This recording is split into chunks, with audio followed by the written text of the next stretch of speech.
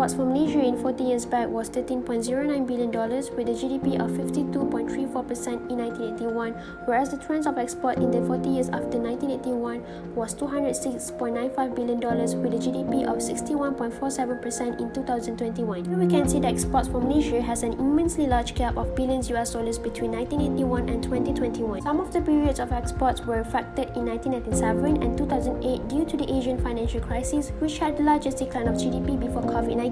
The decline of GDP in Malaysia during both financial crises decreased the growth rate of CO2 emission, but the emission growth never stopped. CO2 emissions shifted from 12.04% to 0.43% during the first financial crisis in 1997. The rate dropped from 9.84% to 2.45% during the second crisis in 2008. 2018, global environment export rose by 6.7% to reach a value of 998 ringgit Malaysia. Total trade for the fourth quarter of 2019 contracted by 3.6% to 479 ringgit Malaysia, 22 billion compared with fourth quarter. Export decreased by 3.3%. In general, all sectors recorded negative growth, of which the services sector decelerated 5.5%, 2019 6.2%, manufacturing contracted 2.6%, 2019 3.8%, and agriculture declined 2.2%, 2019 2%. However, two other sectors, namely construction and mining and quarrying, recorded two digits decline at a negative 19.4%, 2019 0.4%, and 10.6%, 2019 negative 0.6% respectively. Malaysia's export in April 2020 registered a decline of 23.8% to 64.9 billion ringgit Malaysia year-on-year, which was the largest decline since September 2009 during the global financial crisis in 2009. The decrease was due to most of the sectors of national economies have been shut down since March 18, 2020 to slow down the spread of the COVID-19 pandemic. Exports was valued at 18.6 billion ringgit Malaysia, registering an increase of 38.2% year-on-year and accounted for 28.7% of total exports. Export of travel nosaf 84.7% to register 12.6 billion ringgit Malaysia due to substantially lower number of tourist arrivals. Malaysia recorded 4.3 million international tourists in 2020, a significant decrease of 83.4% compared to the preceding year following the border closure and travel restriction imposed by countries around the world. Services that undergo accelerated digital transformation seems to perform much better during the COVID-19 crisis. Telecommunications, computer and information services have seen a windfall opportunity throughout the year 2020 in the forms of teleworking, video streaming, cloud computing and other digital services. Exports of this component increased by 7.9% to 13.4 billion ringgit Malaysia. At the same time, imports rose by 14.8% to 16.8 billion ringgit Malaysia due to the spike in subscriptions of streaming services, especially for online movies. During the past 40 years, the only time that imports declined was during the recession years of 1985 to 1986. Average annual growth rate of imports for the period 1982 to 1992 was 14.1%, which was slightly higher than that for exports. Major features of imports are in terms of composition, imports of investment goods excluding aircraft, ships and offshore oil installations recorded the sharpest growth in the period 1987 to 1991 and in the year 1992. Imports tend to fall more than export during crisis. Ahmad et al. Find that if a particular country is in financial crisis, it takes about 10 years for its import to recover to trend.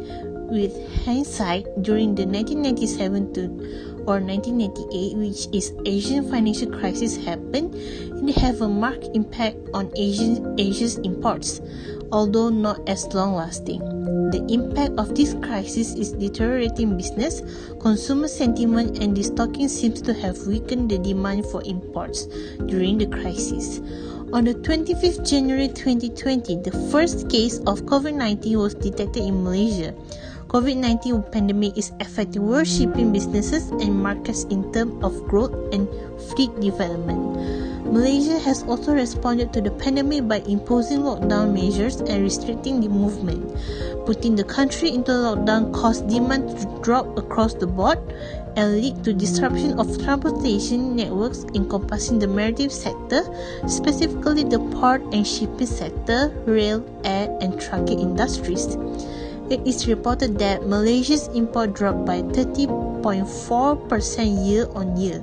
This is caused when the vendors fail to pick up their cargo at port due to the closure of their warehouses, and some ports have reduced workforce, which exacerbates the cargo congestion.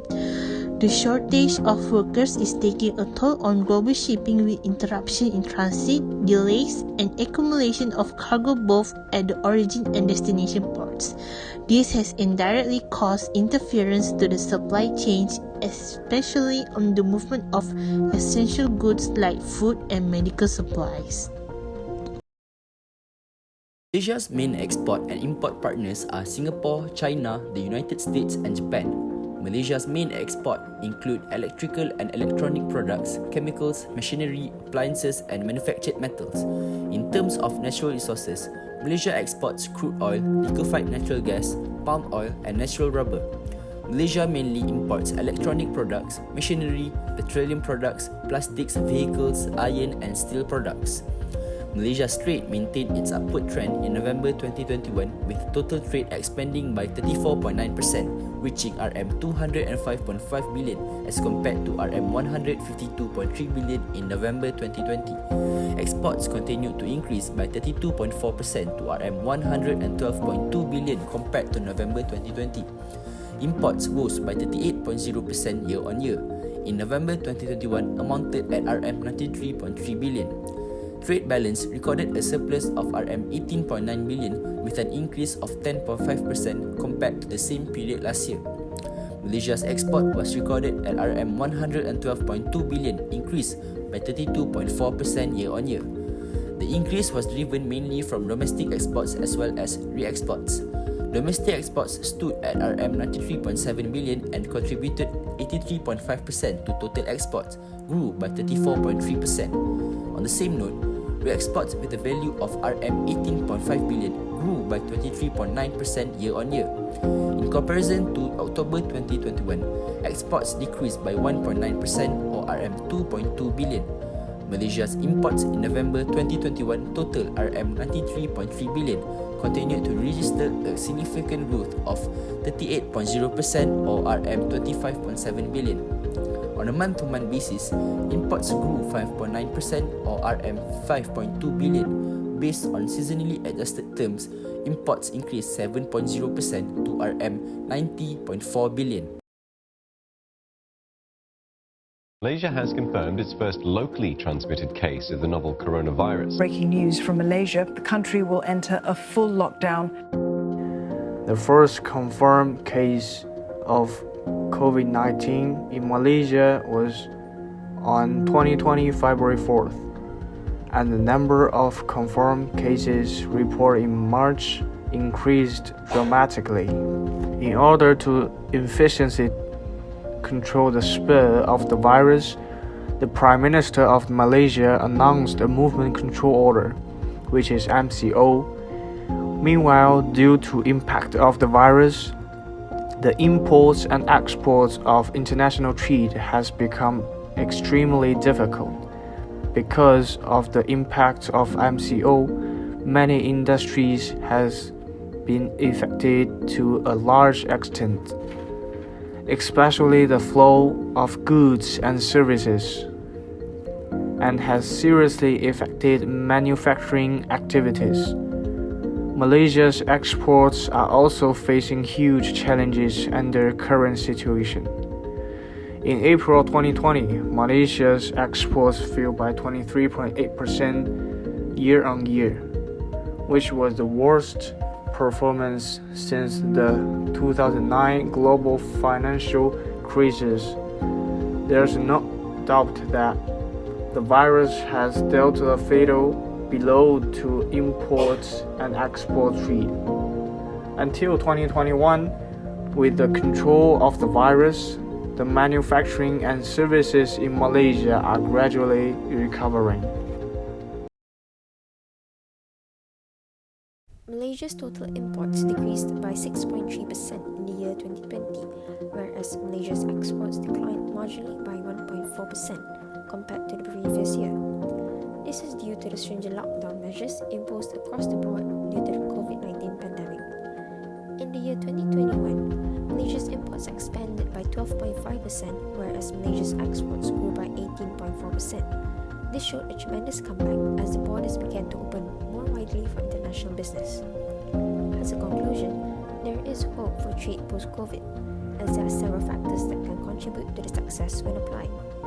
Technological advancement, cross-border trade, a much more innovative trade policy, as well as investment in infrastructure can surely speed up the recovery of the economy and the growth of trade in the next decade.